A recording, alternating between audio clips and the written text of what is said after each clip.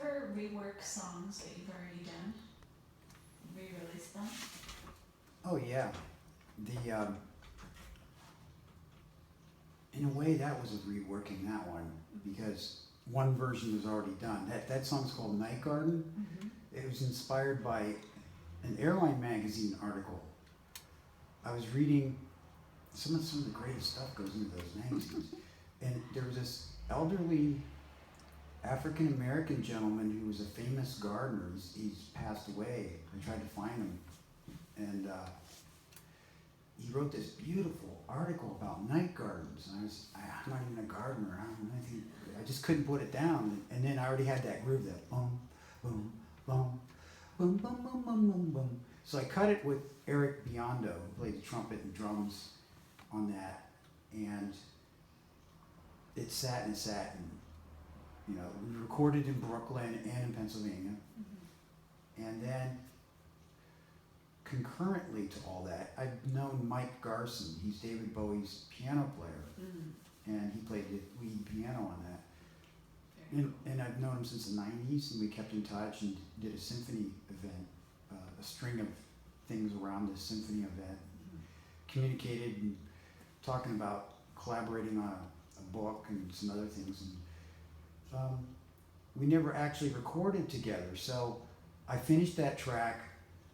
I added some more stuff to it, kept remaking, and did my own piano, and I sent it to him as a joke. I said, "Hey Mike, how do you like my fake Mike Garson piano part?" Ha ha. He sends it back with this ripping lead. I'm like, whoa.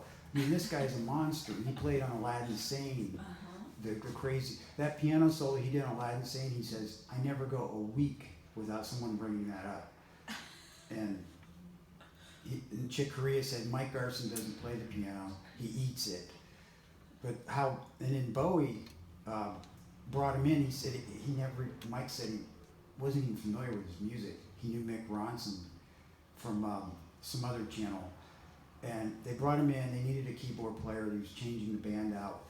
And they said, do this song, and all just boom, boom, boom, boom, boom. So he started playing a rock, they said, no, Bowie said, no, I don't want that. And he said, okay, so he started doing a blues lead, no, I don't want that. And then he started doing a jazz thing, no, I don't want that. He said, I heard you were into fringe music, I heard you were into the avant-garde. And he said, well, if you want that, okay, so he did that crazy cat, that's it, that's what I want. And he did it in like a couple takes, that was that. That's amazing. So, and he sent me that, and I was like, thank you very much. Very, wow, it seems like you crossed paths with a lot of musical geniuses in your time. I am blessed. I am so blessed. I'm very grateful for all that too.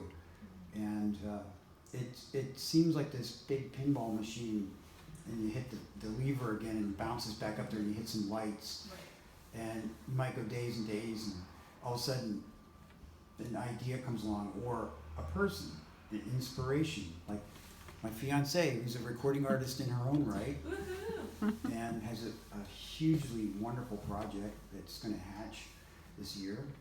And she can come back and tell us about it. That's right.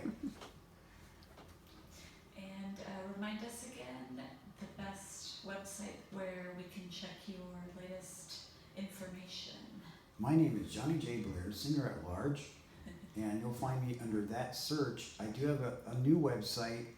I'm tweaking it, but it's there. It's johnnyjblairmusic.com, and I'm on Facebook, the musician page, and SoundCloud, and Reverb Nation, and all the usual channels. Oh, the YouTube channel, I forgot about that. And I'm starting another YouTube channel, but they're all out there. I'm on all the usual stations. Not the FM dial. No, but I've been there too. I can't believe that the station that will remain unnamed, they only gave you 10 minutes. Actually, that was a lot. Was it? Because unless you were like the Clash or somebody, you know, you could come in and block out a bunch of time. But for KUSF back then, that was a good block of time because it was very competitive. Because they were extremely supportive of the independent music scene. And I lost track of that. They went off the air, but I guess they're on .com. They're streaming, kind of like streaming. what we're doing. Right. So that's good. They're not completely gone. we're here. We exist. It's just a matter of being able to promote it and, you know, get people's attention. Be like, hey, like, you don't have to listen to that corporate crap unless you want to. Right. By all means. I have the song, Oh. it's on this CD that they actually played. This is a vastly improved mix of it. Mm-hmm.